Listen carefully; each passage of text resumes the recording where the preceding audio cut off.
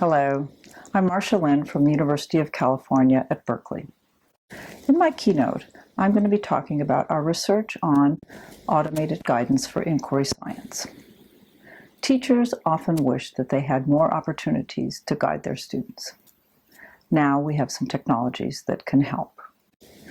We can analyze essays using natural language processing technologies. We can interpret students' drawings, their graphs, and their concept maps, and give them guidance on their choices. In my talk, I'm going to discuss both some of our successes and some of the unintended consequences that have arisen as we explore these guidance technologies.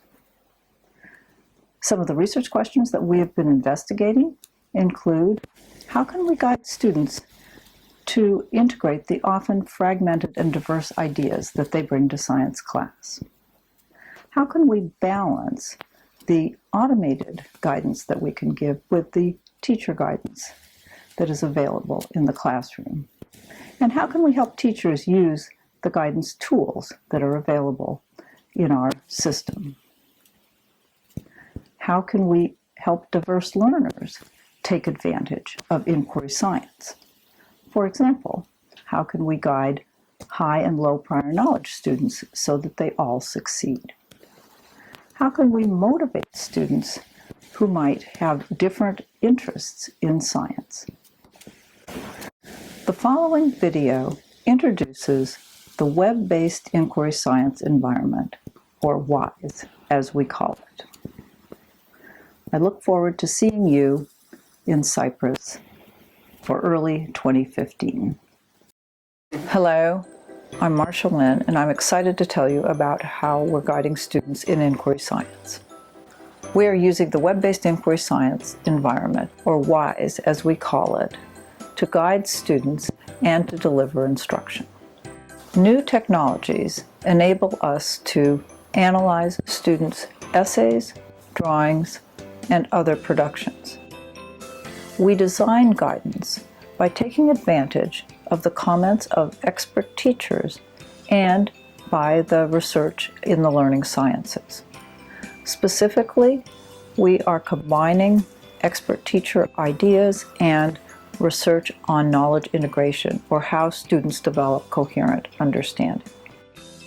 I like using the automated guidance from WISE because it gives me extra time to engage in personalized discussions with my students. Also, during class, I like using the teacher's tool to check on the students' responses while they work in a WISE activity. And after class, I can provide to my students online comments so they can make revisions.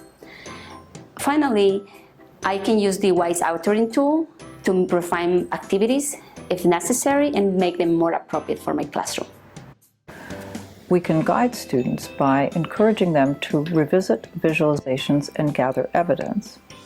We can also ask conceptual questions that motivate students to further their understanding. The Green Roof essay in the photosynthesis unit asks students to think about how plants using energy from the sun can help a house reduce the amount of air conditioner it uses. The computer can then detect in students' essays the different ideas that they have and give automated guidance. For example, if a student thinks that the light energy from the sun turns into sugar, the computer can offer the student a hint to revisit a visualization that shows energy transformation inside a plant's chloroplast. Our guidance on graphing detects distinct features of student-generated graphs and offers conceptual prompts to motivate revisions. In a density unit, we can detect when students think that heavier objects sink, and guide them to explore a simulation where they can investigate the role of mass and volume in buoyancy. Our research on chemical reactions shows that guidance can help students appreciate limiting reactions. For example, we can detect when students add or delete atoms and ask about conservation of mass. Students build models to show how energy is transformed using my system. Research shows that guidance works best when it encourages students to revisit virtual experiments to gather evidence. WISE is free and open source. Check it out at wise.berkeley.edu. We are grateful for generous funding from the National Science Foundation.